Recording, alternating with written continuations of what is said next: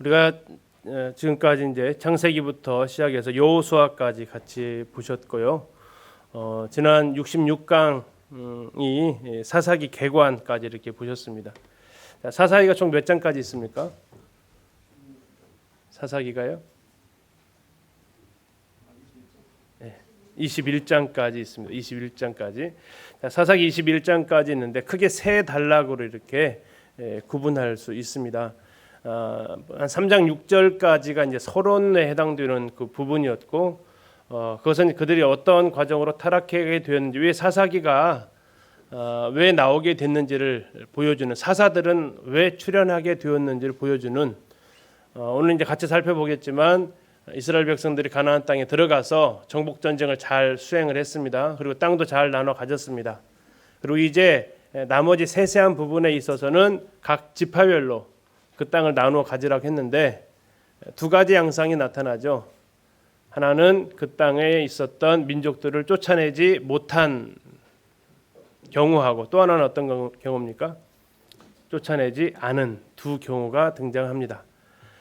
그러면서 이스라엘 백성들이 그들의 영향을 받게 되고, 그들의 영향을 받자 그들은 죄를 범하게 되고, 죄를 지으니까 하나님께서는 거기에 대해서 징벌하실 수밖에 없었고, 징벌하니까 그들은 하나님 앞에 부르짖었고, 부르짖었을 때 하나님께서 그들에게 사사를 보내셨고, 사사는 그들을 구원했습니다. 그리고 한동안 평화로운 시간이 지나갑니다. 그러나 평화로운 시간이 또 끝나면 무섭게 또 그들은 죄를 짓고, 이게 이제 반복이 되어져 가는 과정의 원인이 뭐냐?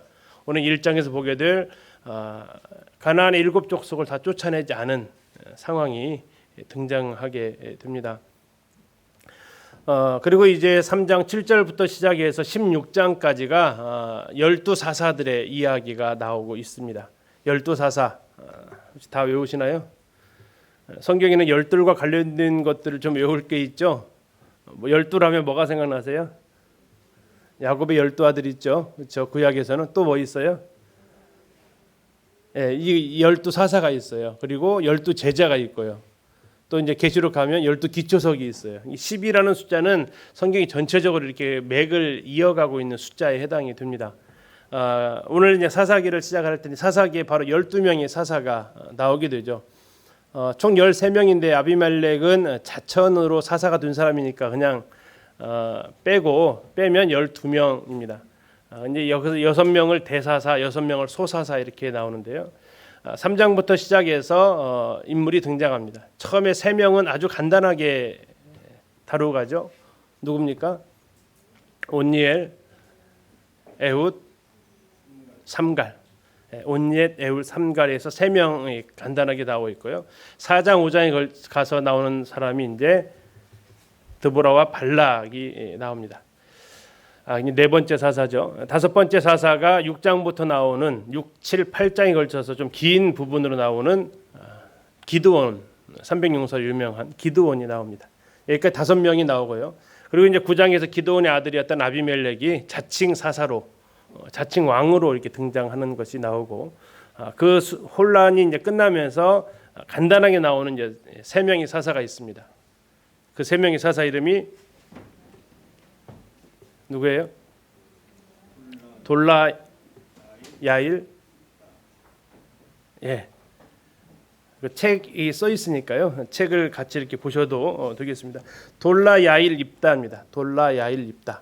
그리고 이제 입다에 대해서는 10장, 11장이 좀 연결되어져서 이렇게 나오게 되고요. 입다 지나면 또 다시 간단하게 나오는 3명의 사사들이 있습니다. 입산, 엘론, 압돈. 지금까지 몇 명 했어요? 11명 했죠. 그리고 이제 마지막 사사가 삼손, 12명의 사사가 등장합니다. 그래서 지난번에 이제 그 지도를 통해서 그 사사들의 그 상황을 좀 봤었는데, 제일 먼저 나오는 사사가 이제 유다 지파의 온니엘입니다. 온니엘. 그 다음에 에훗 나온다겠죠. 에훗. 자, 에훗은 이 중부 쪽으로 올라갔습니다. 위로 올라갔다가 오른쪽 갔다 왼쪽으로 간다고 했는데, 에훗 사람입니다. 다음에 온니엘, 에훗, 삼갈이라고 했죠. 삼갈은 베나낫 사람, 그 아낫의 아들이라고 나옵니다. 아낫의 아들. 이 아낫의 아들이라고 나올 때 이 아낫의 아들이라는 의미는 베나다 사람이라는 뜻을 가지고 있어서 베나닷은 이 납달리 지파에 있는 지역입니다. 그래서 이쪽 사람이다라고 지금 보통 이야기를 하고, 그런데 이 삼갈은 누구를 죽였냐면 저 밑에 있었던 블레셋 사람을 물리칩니다. 그래서 이게 이 삼갈 이 사람을 위에다 둬야 되냐 밑에다 둬야 되냐, 사는 장소는 위쪽이고 물리친 사람은 밑인데, 그래서 삼갈의 위치에 약간 지도마다 또 차이가 있을 수 있습니다. 그래서 온니엘, 에훗, 삼갈, 그리고 이제 쌍으로 나오는 두 분 있죠. 여자는 드보라, 다음에 남자가 누구죠? 자, 그 드보라 여선지자라고 이렇게 얘기를 합니다. 드보라 여선지자. 드보라 여선지자. 지난 수요일 날 드보라 이름 또 나왔었는데 혹시 기억나세요? 네? 벌꿀입니다. 벌꿀. 그 뜻을 가지고 있는 드보라 선지자, 그리고 함께 동행했던 남자 있죠. 남자 이름이 이제 바락이죠. 그리고 이제 다섯 번째 사사가 므낫세 지파에 해당되었던 기드온입니다. 기드온. 오브라 사람이라고 하는데요. 현재 이스라엘 지명에 가면 이따 보겠습니다만 아플라라는 지명이 있습니다. 이름이 재밌죠? 아플라. 아플라인데 이제 성경의 지명은 오브라입니다. 그곳에 있었던 기드온 있습니다. 자, 5명 했습니다. 그리고 이제 아비멜렉은 세겜에서 자칭 사사로 등장하게 되고, 그 이후에 나오는 간단하게 나오는 선지자 돌라 야일이 있습니다. 돌라와 야일. 자, 돌라는 므낫세 지파에 해당되는 사람 가운데에 해당되는 사람이었고요. 다음에 야일, 요단 동편에 있었던 또 므낫세 지파의 사람이 되겠습니다. 돌라, 야일, 입다 역시 요단 동편에 있었던 선지자가 되죠. 그리고 나머지 3명이 또 간단하게 나오는 입산, 엘론, 압돈.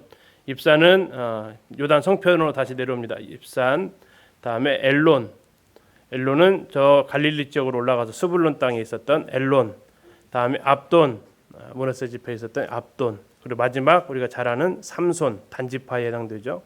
이렇게 12명의 사사를 같이 보셨고요.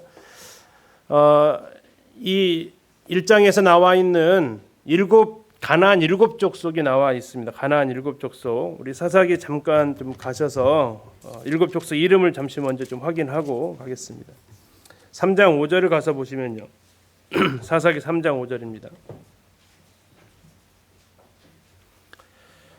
자, 12지파가 들어가서 7족속을 다 몰아냈어야 하는 것이 하나님의 계획이었습니다. 그런데 그 7족속을 다 몰아내지 않습니다. 3장 5절을 보시면, 그러므로 이스라엘 자손은 첫 번째 무슨 족속입니까? 가나안 족속. 이 가나안 땅이잖아요. 그 지금 지도 없는데 여기 화면을 보시면 가나안 족속이 여러 군데 흩어져 이렇게 있습니다. 이쪽에 지중해가에도 있고요, 요단강가에도 있었던 족속, 이제 가나안 족속입니다. 그다음에 무슨 족속 나옵니까? 헷 족속, 히타이트 족속이라고 하는데 저 위쪽에 있습니다. 헷 족속, 갈릴리 이쪽에 자리 잡고 있는 족속이 헷 족속입니다. 다음에 세 번째가 아모리 족속 나옵니다. 아모리 족속. 아모리 족속은 두 군데 나와 있는데 요단 동편에 암몬 땅 근처에 있었던 하나의 아모리 족속이 있었고요. 또 하나는 사해 바다 왼쪽에 또 이렇게 아모리 족속이 있습니다. 자, 아모리 족속. 다음에 네 번째가 브리스 족속 나옵니다. 브리스 족속. 브리스 족속은 이쪽에 사마리아 중심으로 있었던 가나안의 족속이 되고요. 다음에 히위 족속 나옵니다. 히위 족속은 가운데 그 밑에 브리 족속 밑에 있었던 베델 뭐 이쪽에 해당되는 족속이 히위 족속이었습니다. 그 다음에요, 여부스 족속. 여부스 족속은 이제 예루살렘 거기 살고 있었던 족속이 이제 여부스 족속으로 성경은 등장하고 있습니다. 예루살렘에 있었던 족속에서 지도는 아마 안 나올 거예요. 예루살렘에 살고 있었던 족속이 여부스 족속으로 등장합니다. 자, 몇 개 나왔어요? 가나안, 헷, 아모리, 브리스, 히위, 여부스.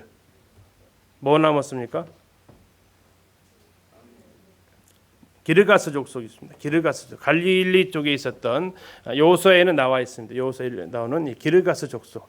이들을 전부 다 내어 쫓아야 되는 것이 이스라엘 백성들의 문제였는데, 이들을 내어 쫓지 않았어요. 그래서 등장하는 것이 3장 7절부터 나오는 12사사가 등장하게 되었다는 얘기입니다. 이 3장 5절에서 그 얘기 나오잖아요. 그래서 3장 7절부터 왜 사사가 등장해야만 됐느냐? 1장부터 3장 5절, 6절까지 계속해서 말하고 있었던 가나안 땅 점령을 완성하지 못한 결과입니다. 결국 우리가 이 7 족속을 여러 가지로 이렇게 부분하는데, 우리 육신적인 모습이다, 우리가 제거해야 될 것들이다라고 이렇게 얘기하는데, 그걸 지금 남겨둔 옛 습성들이 여전히 가지고 있죠. 구원받은 이후에 이것을 하나님께서 제거해야 될 우리의 옛 육신의 모습들을 가지고 있습니다. 그리고 그것은 계속해서 우리를 시간만 나면 살아나서 우리를 계속 하나님 앞에 범죄하게 만듭니다. 자, 근데 이것에 대해서 우리가 패배했기 때문에 이스라엘 백성들은 12명의 사사가 계속해서 등장하면서 약 300여 년간 이 악순환의 고리를 계속해서 하게 되는데, 그게 바로 이 7 족속을 그대로 내어쫓지를 못했기 때문이다라고 성경은 사사기의 기록 배경을 이야기하고 있습니다. 그리고 12명이 바로 저 7 족속과 싸운 거예요. 그리고 이제 17장부터 21장은 그러면 도대체 어떠한 죄들을 지었냐라고 크게 두 가지로 얘기한다겠습니다. 첫 번째 사건은 무슨 사건입니까? 17장에서 나와 있는 첫 번째 사건은 미가신상 미가첩 사건입니다. 미가신상 사건. 그리고 이제 그 어머니 돈 훔쳐가지고 이렇게 신상 지었던 거 있죠. 다음에 이제 레위인 첩 사건이 19, 20, 21장에 등장하면서 둘 다 레위인과 연관되어진 범죄로 이스라엘이 하나님 앞에 온전하지 못했음을 보여주고 있습니다. 그리고 사사기는 다 끝난 게 아니고 그 다음 책에는 룻기로 이어지게 되죠. 그래서 룻기에서 희망을 거는 한 인물이 나오는데 그게 누구예요? 룻이죠. 이방 여인이었고, 그리고 모압에서 살다 온 과부였습니다. 나오미의 며느리로서 왔는데 정말 이스라엘에 대해서 전혀 기대할 수 없는 상황인 것을 하나를 보여주는 사건이에요. 세 가지 약점을 다 가지고 있습니다. 이방 사람이었고요, 다음에 여자였고요, 과부였습니다. 그런데도 불구하고 하나님께서는 그를 통해서 하나님 역사를 이루어 가신다라는 것을 룻기에서 보여주고 있고, 사사기 제일 마지막 사사가 누구냐? 사사기에서는 삼손이 제일 마지막 사사지만 성경의 역사 흐름으로 봤을 때 제일 마지막 사사는 누굽니까? 사무엘입니다. 사무엘. 왕을 세우고 이제 사사 역할이 끝나기 때문에, 그래서 마지막 또 하나의 희망, 그게 이제 사무엘인데 더 나아가서 한나가 되겠죠. 하나님께서 레위인을 통해서 하시려고 했던 그 계획이 그들의 연약함으로 되지 않자 룻이라는 이방 여인과 한나라는 아이 낳지 못하는 여인을 통해서 하나님의 역사를 이어가는 이런 모습들을 같이 이렇게 볼 수 있습니다. 자, 이 흐름을 기억을 좀 하시면서 사사기 1장부터 들어가려고 하는데요. 사사기는 크게 세 개로 나눠져 있다라는 것을 좀 기억을 좀 하십시오. 왜 사사가 등장했는지 배경이 나와 있고요. 다음에 12사사가 어떻게 활약했는지 그 내용이 나와 있고, 도대체 그러면 그들은 어떻게 하나님 앞에 죄를 졌는지 마지막 5장이 그걸 할애하고 있습니다. 자, 사사기 1장부터 시작을 같이 하겠습니다. 자, 사사기 1장 1절의 시작은 누가 죽었습니까? 여호수아가 죽은 후에. 자, 모세가 죽은 후에는 어디서 나와요? 모세가 죽은 후에로 시작되는 책. 그래서 여호수아죠. 여호수아는 모세가 죽은 후에 이렇게 시작한다면 사사기는 여호수아가 죽은 후에 이렇게 시작이 되어집니다.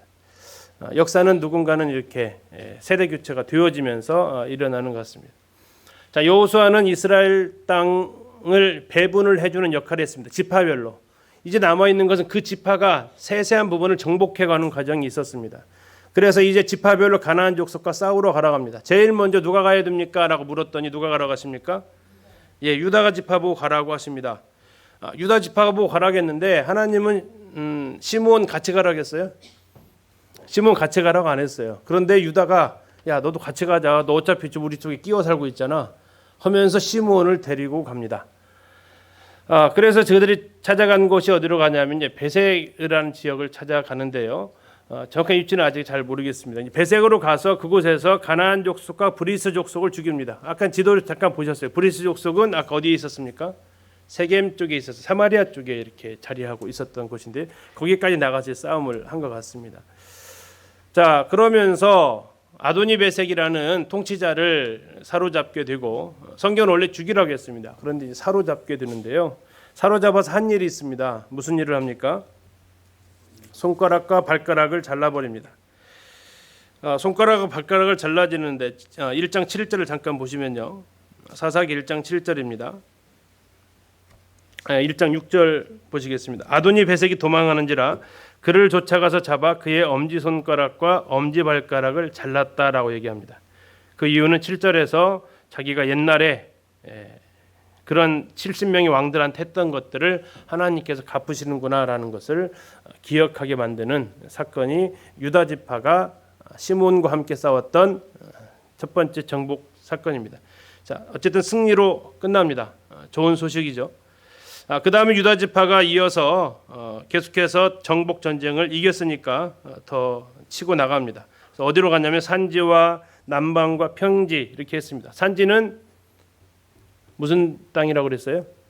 족장의 도로가 있었던 예루살렘 중앙 요단 서편에 있었던 중앙 산지라고 말씀드렸고, 남방은 네겝 유다 지파의 아래쪽 땅이고요. 평지는요 쉐펠라라고 이렇게 우리가 공부했었습니다. 그곳에 있었던 가나안 족속과 싸워서 이깁니다. 그리고 이제 중요한 헤브론 기랏 아르바라고 했던 그곳에 들어가서 가나안 족속을 쳐서 죽이는데 이때 활약했던 사람이 나오죠. 누구죠? 헤브론 차지했던 사람? 갈렙이 나옵니다. 갈렙. 자, 그리고 나서 온니엘이 등장하게 되는데요. 3장이 다시 나옵니다. 이 온니엘이 기럇세벨을 쳐서 점령하고 그 조건으로 이제 내세웠던 것이 내 딸을 주겠다라고 갈렙이 얘기했기 때문에 이 갈렙과 온니엘은 조카 삼촌 사이인데요. 갈렙이 조카를 갖다가 사위로 이제 맞아들이는 장면이 나오게 됩니다. 3장에 좀 더 살펴보겠습니다. 자, 유다 지파 계속 승승장구 잘 하고 있습니다. 다음에 가서 유다가 호르마 성읍도 또 가사와 에그론, 에스글론 다 점령을 합니다.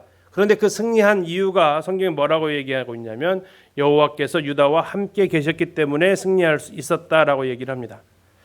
그런데 곧바로 등장하는 안타까운 것은 골짜기의 주민들은 철병거가 있으므로 뭐 했다고요? 쫓아내지 못했습니다. 이제 여기서부터 이제 슬픈 역사가 시작이 되는데요. 19절입니다. 1장 19절. 여호와께서 유다와 함께 계셨으므로 그가 산지 주민을 쫓아내었으나 골짜기의 주민들은 철병거가 있으므로 그들을 쫓아내지 못하였으며. 좀 읽는데 좀 이상했습니다. 뭐가 이상하세요? 하나님은 철병거 있으면 못 쫓아내시는 분인가? 산지 백성은 쫓아냈는데 골짜기 주민들은 철병거가 있으므로 쫓아내지 못했어요. 산지는 물론 철병거 없습니다. 거기는 병거 자체가 다닐 수 있는 길이 아니기 때문에. 그러면 왜 하나님께서는 또 하나 그러면 그러진 않겠죠. 철병거 있기 때문에 하나님께서 못 쫓아내지는 않았을 겁니다. 그럼 왜 여기서 하나님께서는 유다와 함께하지 않으셨나라는 겁니다. 왜 골짜기 주민들은 철병거가 있으므로 쫓아내지 못했다고 했는데 왜 여기에서는 함께하지 않았을까요? 지금까지 계속 승승장구 해왔지 않습니까? 베색에서도 이기고 남방, 평지 뭐 다 이겼습니다. 산지까지도 다 점령했습니다. 가사와 에스글론, 에그론 그 좋은 블레셋 평야 지역도 다 차지했습니다. 그런데 왜 골짜기의 주민들 철병거가 있으므로 쫓아내지 못했을까? 하나님께서 함께하지 않으셨나? 무슨 이유일까요? 이 의미 자체가 뭐냐면 유다 백성들이 골짜기의 주민들은 전쟁을 해봤을까요? 안 해봤을까요? 해봤을까? 안 해봤을까요? 한번 생각 한번 해보세요. 했을까요? 안 했을까요? 안 했다라는 의미를 안 했다. 지레 겁먹었다라는 겁니다. 했으면 하나님께서 함께 하셔서 승리할 수 있었는데 이게 쫓아내지 못한 것은 했는데 안 하는 것도 되지만 아예 포기한 것도 쫓아내지 못한 거죠. 이게 아는 것과 이제 못한 것은 좀 다른데 쫓아내지 못했을 때 해봐가지고 힘이 붙여가지고 못한 경우도 있지만 아예 포기하고 저건 우리 것이 아니야, 내가 할 일이 아니야라고 이렇게 아예 그냥 포기해버리는 상태. 이것이 바로 쫓아내지 못한, 여호와께서 유다와 함께 계셔서 앞에 것과 산지 주민까지 쫓아냈는데 뒤에까지는 이제 아예 거기는 내가 할 수 있는 일이 아니야. 근데 이런 모습이 실상을 우리 삶 가운데서도 있죠. 여기까지 참 온 것이 기적이야라고 얘기를 하는데 또 하나의 난관이 부딪히면요, 여기까지만 해도 나는 괜찮아라고 이렇게 내 스스로 안위하고 하는 경우들을 볼 수 있는데, 그러한 상황에 지금 여기에 표현되어진 모습이라는 겁니다. 안타까운 모습이죠. 자, 여기까지는 그래도 이제 승리한 소식이 그래도 있습니다. 유다 지파가 그렇습니다. 가장 힘 있는 지파였는데 그 다음부터 나와 있는 7지파, 이것은 실패의 연속입니다. 처음 실패하기 시작한 지파가 이제 실패의 연속이 들어가는 지파가 베냐민 지파입니다. 베냐민은 예루살렘에서 여부스 족속을 쫓아내지 못했습니다. 여부스 족속은 누가 쫓아냅니까? 나중에 누가 쫓아내죠? 다윗이 쫓아냅니다. 그래서 다윗성이라고 이름하는 것이 이제 예루살렘입니다. 이때만 해도 여부스 족속이 워낙 지리적으로 유리한 위치를 차지하고 있어서 예루살렘 성이 못했는데, 베냐민도 역시 여부스 족속을 쫓아내지 못합니다. 그리고 이제 유다 지파와 같이 힘이 셌던 지파가 또 한 지파가 있었죠. 무슨 지파입니까? 에브라임 지파입니다. 에브라임 지파는 승리합니다. 에브라임 지파는 승리합니다. 어디를 치냐면 루스 베델을 쳐서 승리를 합니다. 그리고 또다시 6지파가 실패한 역사가 또 반복이 됩니다. 자, 므낫세 지파 쫓아내지 않았다. 에브라임 지파 쫓아내지 못했다. 스불론 지파 쫓아내지 못했다. 아셀 지파, 납달리 지파도 쫓아내지 못했다. 단 지파 최악입니다. 도망 다녔다. 7지파가 이 전쟁에서 실패를 하는 모습을 보는데 크게 두 가지입니다. 쫓아내지 않았고 쫓아내지 못했고. 뭐가 더 큰 문제라고요? 두 가지 다가 보통 문제가 아니죠. 여기서 이제 우리가 역시 우리에게 남아 있는, 구원받은 이후에 우리에게 남아 있는 옛 습성들이 있습니다. 죄를 즐겨하고자 하는, 구원받기 이전의 내 모습.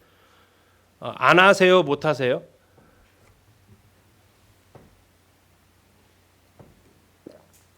죄 짓는 거 안 하세요, 못 하세요? 죄를 안 지으려고 하는데 짓게 되시면 못 하는 거고요.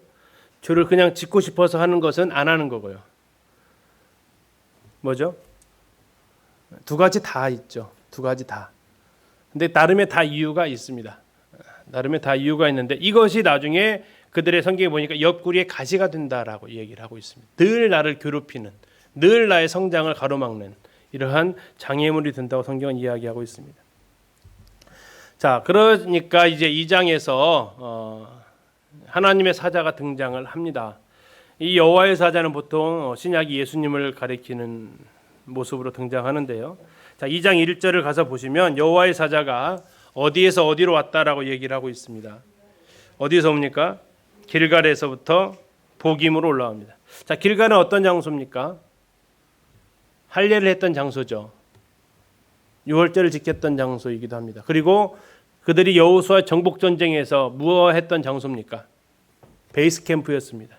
여기는 승리의 장소입니다. 이스라엘 백성들에게서 길갈하면 그들은 굉장히 밝은 이미지로 다가옵니다. 자, 여호와의 사자가 길갈에서 어디로 올라왔다고요? 복임으로 올라옵니다. 복임. 자, 복임의 위치는 이 지도 책에는 없죠. 이 지도에서 잠깐 확인을 좀 해보면 이 길갈은 잘 아시는데 이 밑에 있죠. 그리고 이 복임은 실로하고 베델 사이에 있습니다. 위에가 실로고 밑에가 베델인데 그 사이에 복임이라는 장소가 있습니다. 그러니까 여호와의 사자가 길갈에서 여기까지 지금 올라온 겁니다. 지역으로는 길갈에서 복임으로 올라왔지만 의미상으로는 승리의 장소에서 패배에 울고 있는 장소로 그들이 지금 있었기 때문에 온 겁니다. 하나님께서 이스라엘 백성들을 여호와의 사자가 나타나셔서 하신 것이 뭐냐면 이스라엘 백성들을 책망을 합니다. 2장 1절에 나오는데요. 2장 1절 잠시 보시면 여호와의 사자가 길갈에서부터 복임으로 올라와 말하되 내가 너희를 애굽에서 올라오게 하여 내가 너희의 조상들에게 맹세한 땅으로 들어가게 하였으며, 이게 전부 다 길갈에서 있었던 사건들입니다.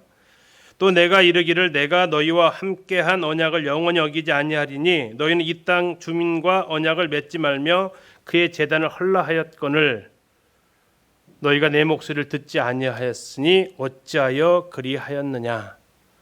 자, 지금 두 가지 얘기를 합니다. 첫 번째, 뭐 하지 말라고 했다고요?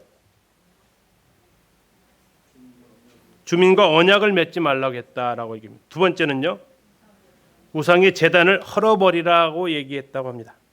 자, 이스라엘 백성들이 계속해서 했던 두 가지 죄악이 뭐냐면 이 죄악을 계속해서 범한 겁니다.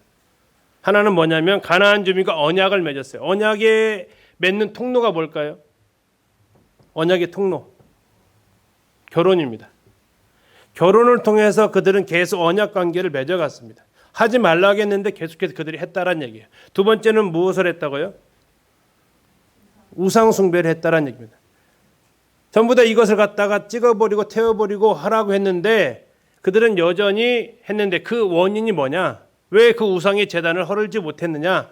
그 단초가 된 것이 바로 가나안 주민과 언약을 맺었기 때문입니다. 그러니까 그들이 언약을 맺었는데 그들이 소중하게 여기는 제단을 헐어버릴 수가 없는 거죠. 이 두 가지는 이제 누가 먼저라고 할 것도 없이 그들을 계속해서 괴롭히게 됩니다. 사사기에 나와 있는 그 죄들의 이 양상이 과연 뭐냐? 그들이 또 여호와 앞에 악을 범했다고 하는데 그 악이 뭐냐면 이 두 가지입니다. 하나는 이방인들과 통혼했고 또 하나는 우상의 제물, 우상의 제단에 그들이 나아갔고. 자, 아까 사사기 17장부터 나와 있는 두 가지 대표적인 죄가 뭐라고 했죠? 첫 번째가 미가 신상 사건입니다. 우상 사건입니다. 두 번째 죄가 뭡니까? 레위인 첩사건입니다. 이 음행 사건입니다. 예, 이것이 늘 이스라엘을 괴롭히는 도구가 되었습니다. 자, 그래서 2장 3절에서 말합니다. 그러므로 내가 또 말하기를 내가 그들을 너희 앞에서 쫓아내지 아니하리니 그들이 너희 옆구리에 가시가 될 것이며 그들의 신들이 너희에게 올무가 되리라 하였노라. 예, 옆구리에 가시와 올무가 될 것이다. 자, 하나님께서 쫓아내지 않겠대요. 하나님 우리가 안 하면 안 하신다라는 겁니다. 못 하시지 않습니다.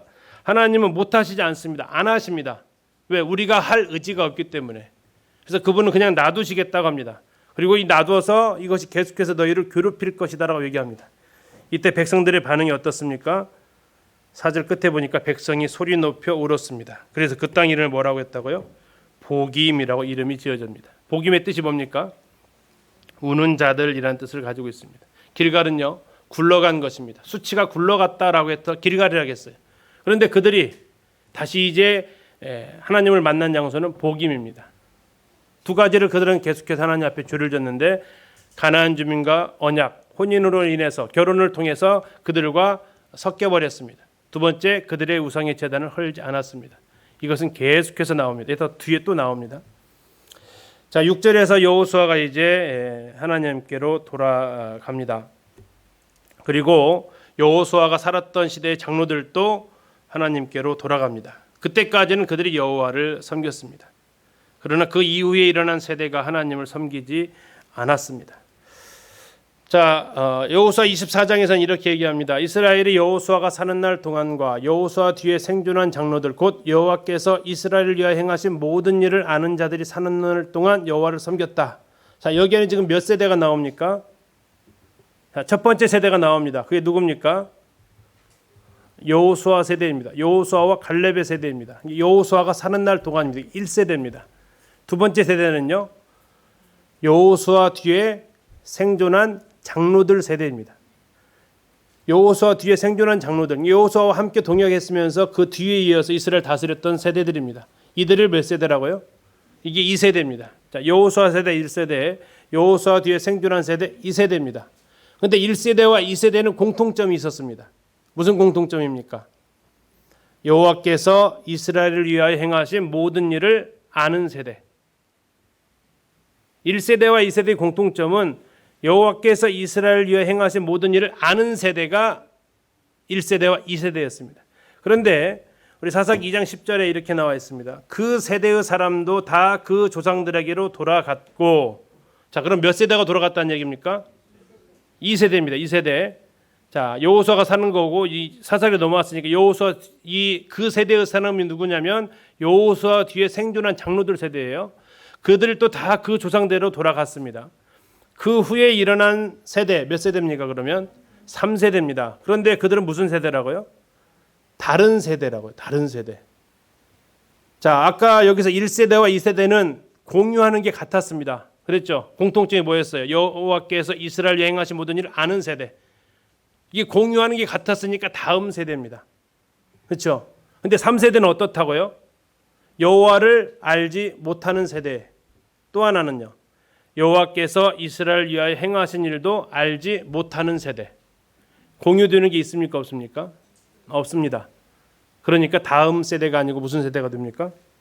예, 다른 세대가 됩니다. 다음 세대와 다른 세대를 잇는 가장 중요한 그런 차이점이 뭡니까? 여호와를 아는 세대냐, 여호와께서 이스라엘 위에 행하신 일도 아는 세대냐. 대한민국 교회 지금 몇 세대에 해당되세요? 우리 형제자매들 몇 세대세요?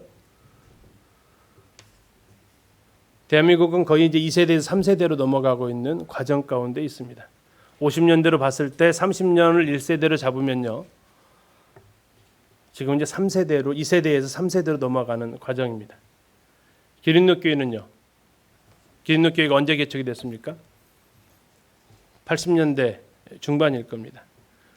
80년대 중반에 개척이 됐는데 그러면 지금 몇 년 지났습니까? 30년 넘어갔습니다. 그렇죠? 그러면 이제 기린노교회는 몇 세대로 가고 있어요? 2세대로 가고 있습니다. 1세대와 2세대는 공유되는 게 있습니다. 같이 봤거든요. 본 게 있어요. 같이 경험한 게 있다고요. 뭘요? 하나님이 어떤 분인지, 하나님이 어떠한 일을 행하시는지를 본 세대들이에요. 개인적으로. 그런데 3세대의 이 가장 약점은 뭡니까? 네, 내가 경험하지 못한 세대라는 얘기예요. 뭘 경험하지 못합니까? 하나님이 어떠한 분인지. 자, 여호와를 알지 못했다는 얘기는 뭡니까? 여호와를 어떻게 합니까? 성경을 통해서 알기도 하지만 하나님을 경험함을 통해서 압니다. 그래서 성경은 뭐라고 얘기하고 있냐면 여호와께서 이스라엘을 위하여 행하신 일을 알아야 여호와를 안다라는 얘기입니다. 우리 자녀들의 세대가 3세대가 되지 않기를 바랍니다. 그들이 하나님이 어떠한 분인지를 알아야 되는데 그 하나님이 어떠한 분인지를 아는 것은 어쩌면 이런 성경 공부보다도 더 중요한 것이 그들의 삶 속에서 하나님을 만나는 겁니다. 하나님을 만나야만이 다른 세대가 되어지지 않습니다. 자, 여기서 알지 못했다고 나오는데요. 알지 못한 건 누구 책임이라고요? 양쪽 다 책임이 있다는 겁니다. 알지 않았으면요. 여호와를 알지 않았다라고 나오면요. 이건 누구 책임입니까? 그것은 다음 세대 책임입니다. 왜? 의지적으로 알려고 하지 않았다는 얘기입니다. 근데 알지 못했으면요. 두 가지입니다. 잘못 가르쳤든지 또는요. 잘못 배웠든지. 예. 아이들 요즘 살만 납니까? 아니면 학교 가고 싶습니까? 우리 시원이 학교 가고 싶어. 계속 집에 있고 싶어. 왔다 갔다 해? 자, 학교 가서 공부하면 다 100점 맞죠? 그럼 선생님 안 배운 거 선생인가요? 뭐 고등학교나 수능이나 가야 처음 보는 지문이 나오지만 초등학교, 중학교는 안 그럴 거요. 그런데 왜 100점 못 맞습니까? 왜 못 맞죠? 두 가지예요. 하나는 선생님들이 잘못 가르쳤어요. 잘못 가르쳤다는 얘기는 뭐냐면 잘 이해하지 못하도록 가르쳤다고요. 두 번째는요. 학생들이 그때 공부 시간에 제대로 공부를 안 했어요. 양쪽 다 책임이 있다고요. 하나님께서는 이 다음 세대가 다른 세대가 되지 않기를 바라십니다. 그것은 우리가 정말 같이 노력해야 되는 세대입니다. 부모도 노력해야 되고 우리 자녀들도 같이 노력해야 됩니다. 무엇을 노력해야 됩니까? 하나님을 아는 겁니다. 하나님을 경험 속에서 알아가는 거. 그래야 우리는 다른 세대가 되지 않습니다. 자, 11절부터 19절까지는 앞으로 등장하게 될 12사사의 이 악순환의 고리가 어떤 식으로 되풀이될지를 보여주고 있습니다. 자, 크게 네 가지입니다. 네 가지. 타락합니다. 하나님 앞에 죄를 짓습니다. 그러니까 하나님께서 그들을 돌이키라고 징계하십니다. 하나님 진노하십니다. 주로 이때 진노의 도구가 뭘로 쓰이냐면 주변에 있었던 그 족속들로 쓰여집니다. 아까 하나님께서 그들을 뭐가 하시겠다고 했죠? 옆구리에 가시화하고 올무가 되겠다고 했잖아요. 그래서 그들이 그렇게 쓰임 맞습니다. 그러면 이제 그들이 하나님 앞에 부르짖습니다. 하나님 잘못했습니다라고 부르짖습니다. 그런데 이 부르짖음도 두 가지로 유형이 나눕니다. 자, 힘들 때 부르짖는 유형이 어떻게 나눌까요? 쉽게 이러겠습니다. 아이고 힘들어요. 두 번째, 아이고 잘못했어요. 자, 어떤 유형이 바람직합니까? 네, 아이고 잘못했어요가 바람직하잖아요. 근데 그 얘기가 먼저 나와요? 아이고 힘들어가 먼저 나와요? 네, 아이고 힘들어가 먼저 나오잖아요. 이스라엘 백성들이 있다가 이제 쭉 살펴볼 겁니다. 그들이 아이고 잘못했어요를 하는지 아이고 힘들어요라고 하든지 무엇은 반응이 나온지를 보셔야 돼요. 두 가지가 다 나오긴 나오는데요. 뭐가 더 자주 나올 것 같으세요? 아이고 힘들어요가 먼저 나옵니다. 그냥 부르짖는 거예요. 힘들다고. 그때 하나님께서 은혜를 베푸셔서 사사를 보내셔서 구원하십니다. 그리고 몇 년 동안 평안했다라고 얘기합니다. 평안했다는 얘기는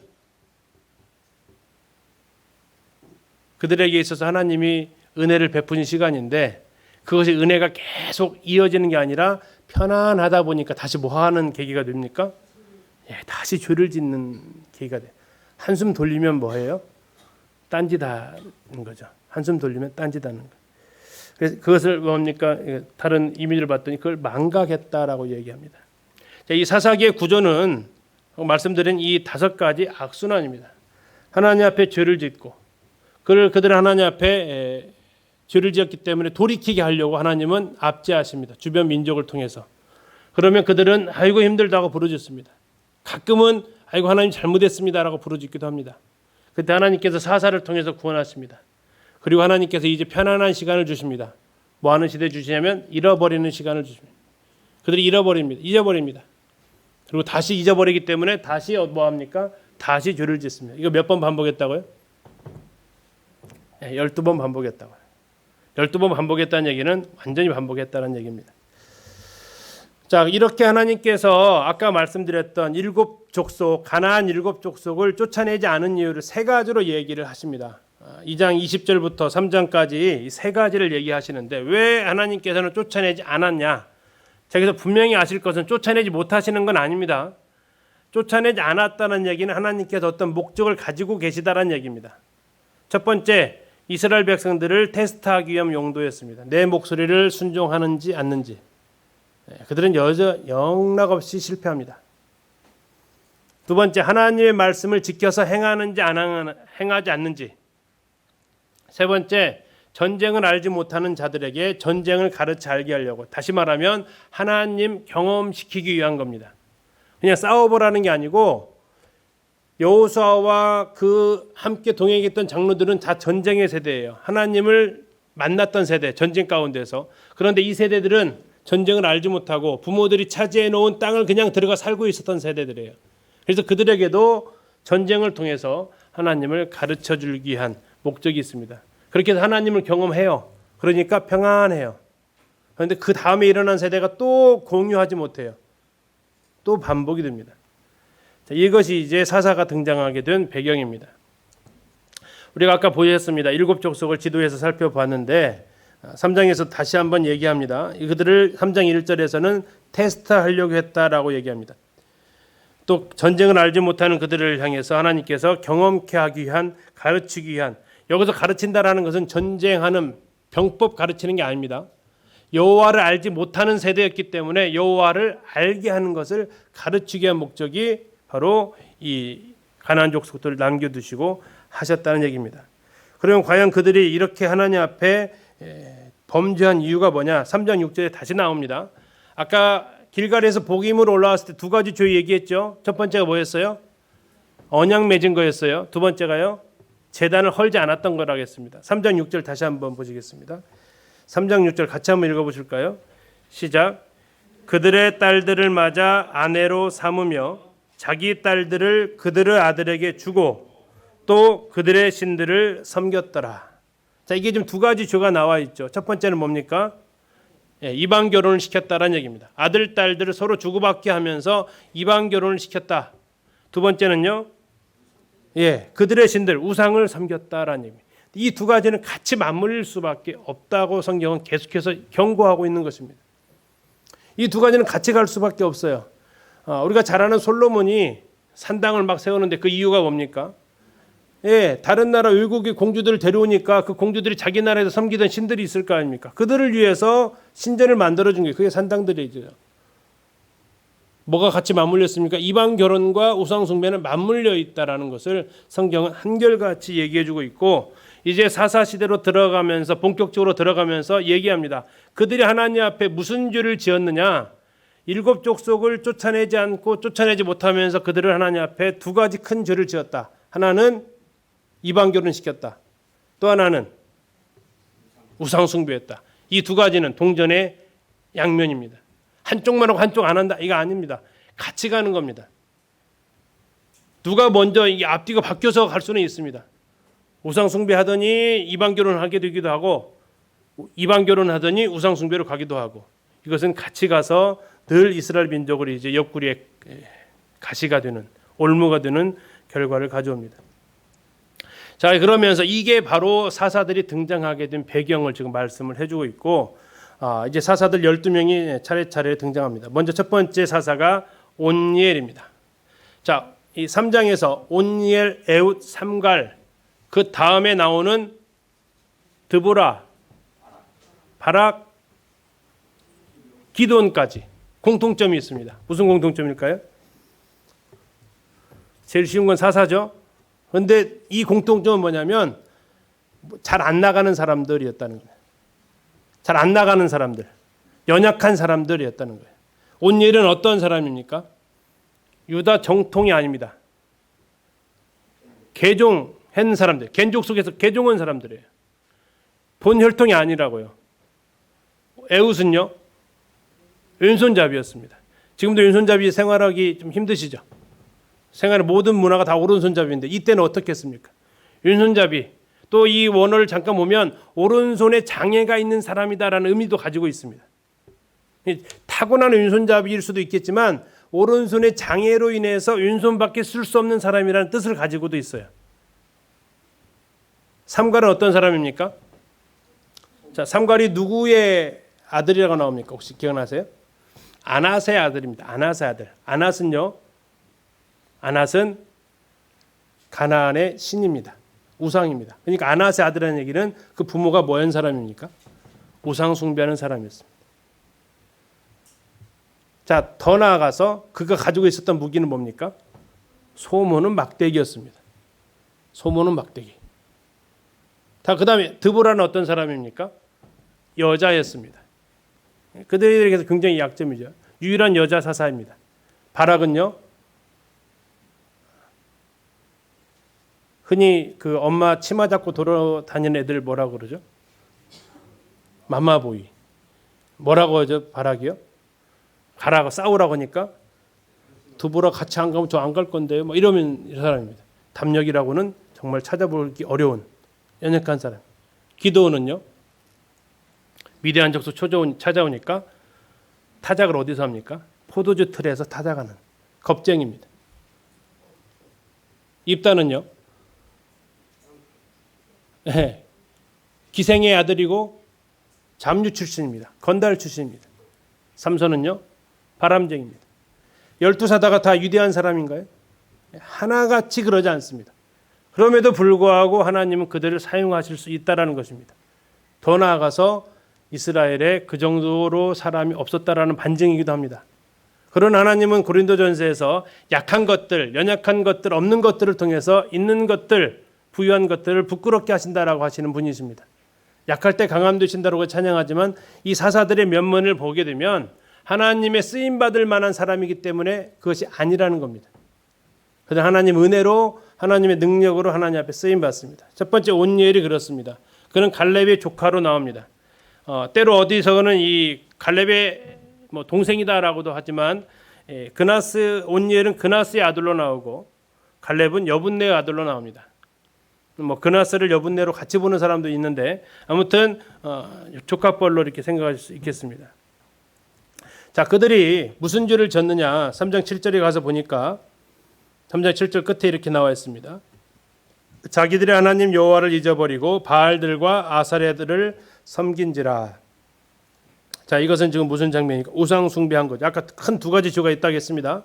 그들은 우상 숭배를 했던 민족이었습니다.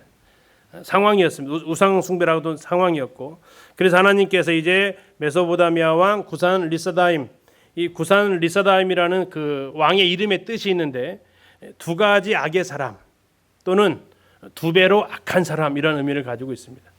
여기서 특별히 이제 두 가지 악의 사람이라는 의미를 가지고 있는데 아까 그들이 가지고 있었던 두 가지 악이 있었죠. 뭡니까? 이방 결혼, 우상 숭배. 예, 이 두 가지 악을 행하니까 두 가지 악의 사람한테 파셨다는 얘기예요. 기억하기 좋게 그들이 생각하게 하게 됩니다. 자, 그러지가 그들이 여호와께 부르짖습니다. 그래서 하나님께서 온예를 세우십니다. 온예는 하나님의 사자라는 뜻을 가지고 있는데 온예를 통해서 하나님께서 구원하십니다. 그리고 그 땅이 40년간 평안합니다. 12절부터는 두 번째 사사 에훗이 나옵니다. 그리고 시작하는 12절 시작은 첫 글자가 이스라엘 자손이 또 이렇게 나옵니다. 또 여호와의 목전에 악을 행했다라고 얘기하고 있습니다. 그리고 이번엔 진노의 막대기가 메소포타미아 왕이 아닌 모압 왕 에글론으로 바뀝니다. 그리고 이제 그들은 18년 동안 이스라엘을 괴롭히게 되고 그들이 또 하나님 앞에 부르짖습니다. 부르짖었는데 어떻게 부르짖었어요? 잘못했어요가 아니고 힘들어요라고 부르짖습니다. 나중에 잘못했어요 부르짖을 때가 있는데 그게 이제 그 입다 때 한번 그렇게 잘못했어요라고 부르짖어요. 그리고 나머지는 전부 다 힘들라라고 지금 부르짖습니다. 그러니까 하나님께서 베냐민 지파 사람을 택합니다. 베냐민 지파 왼손잡이 에훗을 세워서 하나님께서 이스라엘을 구원하시는데 에훗이 좌우에 날선 검 한 규빗 약 팔꿈치에 손가락 끝까지 이 정도의 검을 옷에다가 바지에다가 이렇게 숨기고 에그론 왕을 독대를 합니다. 그리고 이제 공물을 바치고 왕과 긴 할 얘기가 있다라고 얘기를 핑계를 대면서 둘이 만나게 되고 그 자리에서 이 칼로 찌릅니다. 자, 이때 이제 안심할 수 있었던 것이 바로 이 예측하지 못하는 장소, 왼손잡이기 때문에 그렇습니다. 왼손잡이기 때문에 대부분 오른손잡이에서 칼을 오른손으로 쓸 걸 생각하고 있었기 때문에 왼손잡이가 쓸 수 있는 위치에다가 칼을 놓는 것은 사람을 방심하게 만들게 되죠. 결국 그래서 에글론은 에훗에 의해서 죽음을 당하고 군대를 소집해서 모압을 이겨서 약 1만 명을 죽이게 됩니다. 그리고 80년간 그 땅이 평안합니다. 세 번째 사사는 삼갈입니다. 삼갈은 이제 아낫의 아들이라고 나오는데요. 이 아낫이 누구냐면 이 가나안 땅의 신 한번 정리를 할 겁니다. 가나안 땅의 신의 계보를 한번 정리를 한번 할 겁니다. 가나안 땅에서 제일 높은 신이 누구예요? 바알의 아빠가 있어요. 누굴까요? 엘입니다. 엘 신이 제일 높은 신이에요. 그리고 나서 이제 그 엘 신으로 인해서 이렇게 쭉 계보가 나가는데 그 가나안 신에 대한 계보는 한번 정리를 나중에 해보도록 하겠습니다. 그러면서 이제 이 엘 신의 후손이 바로 이 아낫인데요. 바알 신의 누이이자 부인입니다. 이상해지죠? 누이인데 부인이 돼요. 근데 가나안 신을 좀 연구를 해보면 그리스 로마 신화랑 많이 닮아 있어요. 근데 누가 누구를 닮은 걸까요? 원조를 닮았겠죠. 이게 원조예요. 그리스 로마 신화가 나중에 나오니까. 자, 이러면서 그는 전쟁과 사랑의 신입니다. 이 아낫의 아들이라는 얘기는 두 가지입니다. 우상 숭배하는 부모의 아들이든지 아니면 이 아낫의 아빠 이름이기보다는 아까 그런 이 하나님을 알지 못했던 백성이었다라고 이렇게 생각할 수도 있겠습니다. 아무튼 그는 소모는 막대기로 블레셋 사람 600명을 죽입니다. 그리고 이스라엘을 구원했다라고 이야기하고 있고 한 줄 나옵니다. 3장 31절에서 단 한 줄 나오는 게 삼갈입니다. 자, 3명 보셨습니다. 지금 누구 보셨어요? 온니엘 겐 사람이었습니다. 두 번째 에훗 왼손잡이였습니다. 세 번째 삼갈 우상 숭배하던 모습을 보이고 있습니다. 과거에 아니면 그 가문이 하나님 앞에 쓰임 받을 수가 적당하지 않은 연약한 사람들의 모습을 볼 수 있습니다. 자, 그리고 이제 에훗 사건은 조금 더 자세하게 스토리가 나와 있죠. 거기 이제 성경에 보면 종려나무 성읍이라고 이렇게 나오는데, 종려나무 성읍을 가지고 있는 말인 여리고 자체가 종려나무 성읍이라는 뜻을 가지고 있습니다. 3장 13절에 이렇게 나와 있죠. 에그론이 암몬과 아말렉 자손들을 모아 가지고 와서 이스라엘을 쳐서 종려나무 성읍을 점령했다 나오는데, 종려나무 성읍이 어디라고요? 여리고라고 기억하시면 되겠습니다. 자, 여리고를 건너왔으니 모압이니까, 모압이 가나안 땅에 들어오려면 건너야 되는 강이 있습니다. 무슨 강 건너야 돼요? 그렇죠. 요단강을 건너야 모압에서 이스라엘 땅 들어올 수 있습니다. 이스라엘 모압 지금 어디를 건넜다고요? 요단강을 건너왔다라는 얘기입니다. 그리고 와서 이스라엘을 지배합니다. 그리고 에훗이 이제 모은 곡물을 에글론한테 바치러 갔다가 이제 그림이 비슷한 그림이 있어서 지금 무슨 손으로 찔렀어요? 보이시죠? 왼손으로 지금 찌르는 모습을 보는데 등까지 이렇게 아주 칼을 잘 갈아서 온 것 같습니다. 약 한 45에서 50cm 되는 단검으로 에훗을 죽이게 됩니다. 그리고 에훗은 이게 죽이고 나서 에훗이 군대를 소집하게 됩니다. 군대를 소집해서 그들이 어디 사람이라고요? 모압군이라고 그랬죠. 무슨 다시 고향으로 돌아가려면 어디를 건너야 돼요? 요단강을 또 건너야 되겠죠. 그래서 요단 나루터에서 1만 명을 죽이는 이런 것으로 마무리가 됩니다.